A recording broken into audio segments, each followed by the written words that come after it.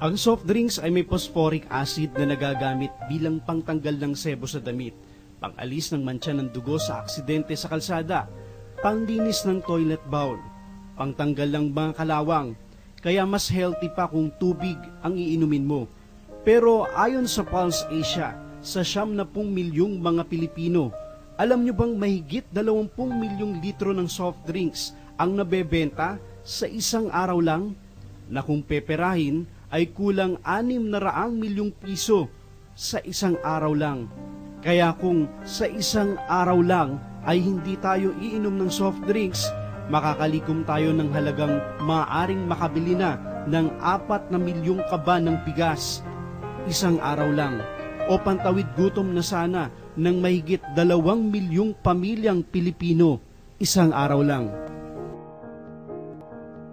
Ang paggawa ng mabuti ay hindi po magbubunga ng masama. Ito ang aming kampanya, kaya magpapasimula naman ang lahat na yan sa isang araw.